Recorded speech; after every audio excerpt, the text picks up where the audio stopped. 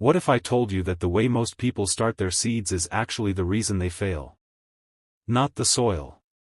Not the water. Not even the weather. The method. And today, I'm going to show you something so simple, it's going to make you question every seed packet you've ever followed. Stay with me till the end, because the last part is where everything clicks together. Welcome back to Earthly Gardening, and if this is your first time here, you just landed in the right place. This channel is all about growing beautiful things without emptying your wallet. I'm glad you're here today because what we're covering is something most gardening channels skip right over, and honestly, it might be the missing piece you've been looking for. Before we dive in, if you find value in what we share here, hit that subscribe button and tap the bell so you never miss a thing. It's free, it takes 2 seconds, and it means you'll always be the first to know when we drop something new. Now let's get into it. So here's the thing. Every single spring, millions of gardeners go through the same cycle. They buy seeds, follow the instructions on the back of the packet, plant them in little trays, water them, wait, and then watch half of them either rot, refuse to sprout, or come up so weak they don't even survive their first week outside. Sound familiar? And the frustrating part is, they blame themselves. They think they don't have a green thumb, or that gardening just isn't for them. But here's the truth nobody is saying out loud, the problem was never you. It was the starting method. And today we are changing that completely. Segment 1, Why Traditional Seed Starting Fails. Let's talk about what most people do first, because understanding the problem is half the solution. The typical approach goes like this. You grab a seed tray, fill it with potting mix, push the seed in about ½ inch, water it from the top, cover it with plastic wrap or a dome lid, and set it near a window. Then you water it every day or every other day and hope for the best. Now on paper, that sounds completely reasonable. But here's what's actually happening underneath that soil that nobody talks about. When you water from the top every single day, you are creating a wet surface layer while the deeper soil where the root is actually trying to form stays inconsistent. Some days it's too wet, some days it dries out too fast. The seed is basically trying to germinate in an unstable environment. And seeds, especially young ones, are incredibly sensitive to that inconsistency. On top of that, when the surface stays constantly wet, you create the perfect condition for something called damping off. That's when a fungus attacks the stem of a seedling right at the soil line and the plant just collapses overnight. You wake up one morning and your seedlings are lying flat like someone cut them down. It's heartbreaking and it happens to so many gardeners every single year. So what's the fix? It's not a fancy gadget. It's not an expensive grow light system. It's actually a shift in how you think about where moisture should live when a seed is trying to wake up. Segment 2, The Method Most People Overlook. Here's where it gets interesting. The method I'm about to share with you has been used in some form for generations by experienced growers, market gardeners, and small farmers. But somewhere along the way, the mainstream gardening world stopped talking about it and replaced it with products to sell. It's called bottom watering with a pre-moistened medium, combined with what I call the breathable cover approach. Now before that sounds complicated, let me break it down in the simplest way possible. Step 1, moisture goes in before the seed does. Instead of planting your seed in dry soil and then watering after, you mix your seed starting medium with water first, before it ever goes into the tray. You want it to feel like a wrung-out sponge. Damp all the way through, but not dripping. When you squeeze a handful, only a drop or two should come out. That's your target. This matters because it means the moisture is already distributed evenly from top to bottom. Your seed is surrounded by consistent moisture the moment it's planted, not sitting in dry dirt waiting for water to reach it from above. Step 2, plant shallow and stop second-guessing the depth. Most people plant seeds too deep. A good general rule that works for the majority of common vegetable and flower seeds is to plant them at a depth of about twice their size. A tiny tomato seed barely needs covering. A larger bean seed goes a little deeper. When in doubt, plant shallower than you think. Seeds buried too deep run out of energy before they ever reach the light.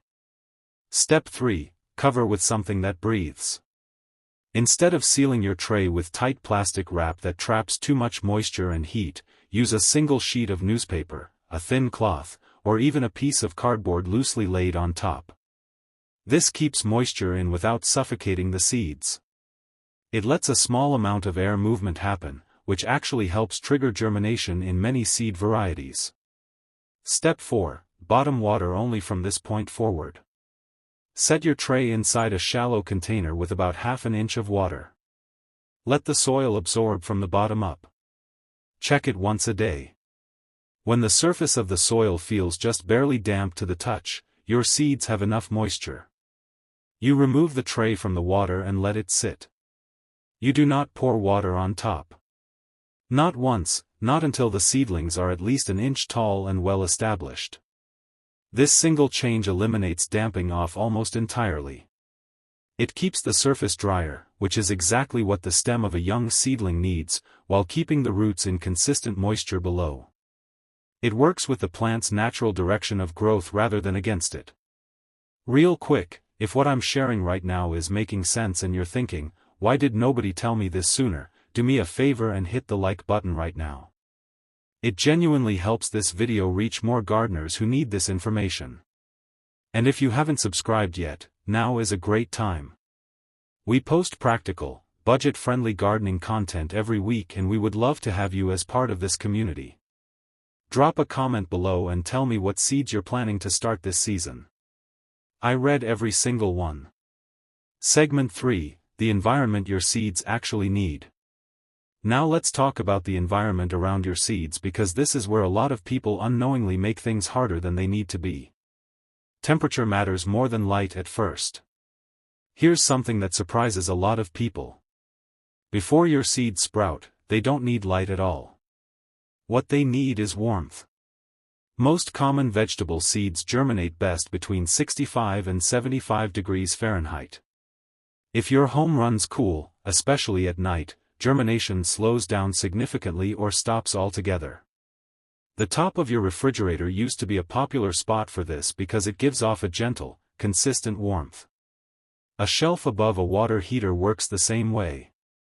You don't need a heat mat if you find a naturally warm spot in your home. Once the first sprout appears, that's when light becomes the priority. Light only after sprouting, and make it strong. The moment your first seedling pushes through the soil, move the tray to the brightest window you have, preferably south-facing. If you don't have strong natural light, a basic shop light with one warm and one cool fluorescent bulb hung 2 to 3 inches above the seedlings is one of the most affordable setups that actually works. You don't need expensive grow lights to get strong healthy seedlings. You need consistent, close light for at least 12 to 14 hours a day. Seedlings that don't get enough light stretch upward reaching for more, and they become tall, thin, and weak. That's called being leggy, and it sets the plant up for struggle from the very beginning. Segment 4, the part that makes the whole method work long term. Here is something that ties all of this together and it's something most beginner gardeners skip entirely because nobody tells them how important it is. It's called hardening off, and it is the bridge between your indoor seedlings and the outdoor garden. When your seedlings have been growing inside in a warm, sheltered environment, their cell walls are actually softer and more fragile than a plant that has grown up outdoors. If you take them straight from inside to outside, especially on a sunny or windy day, they go into shock.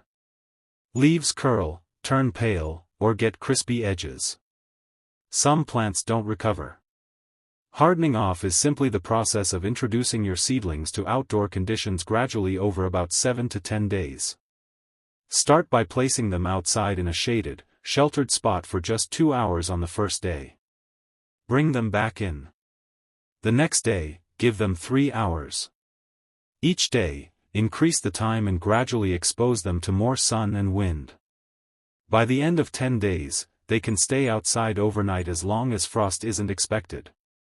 This one step dramatically increases transplant survival rates and it costs absolutely nothing. It's just time and attention. Segment 5, what makes this revolutionary isn't the complexity. Now I want to address something directly.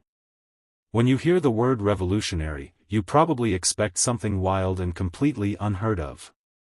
But here's what I've learned after years of growing things on a budget: the most revolutionary ideas in gardening are almost always the simplest ones that work consistently. What makes this method stand out isn't that it's some secret technique discovered in a laboratory. It's that it works with how seeds naturally want to grow instead of forcing them into an environment built around convenience rather than plant biology. Pre-moistening your medium, planting at the right depth, covering without sealing, watering from the bottom and hardening off before transplanting. Each of these steps on its own makes a difference. Together, they create a system that gives your seeds the best possible start without costing you anything extra. Most of the supplies you need are probably already in your home. A tray, a container to hold water, a piece of newspaper, a warm spot, a bright window. That's it. So the next time someone tells you that starting seeds is complicated or that you need a whole setup to do it right, you'll know better. Because now you have a method that's grounded in how plants actually work, not in how many products you can buy. Try this out this season. Even with just a few seeds. See what happens when you let the process work the way nature intended it to, just with a little help from you. Thank you so much for watching all the way through. It genuinely means a lot. If this video helped you, share it with a fellow gardener who might need it. And I will see you in the next one.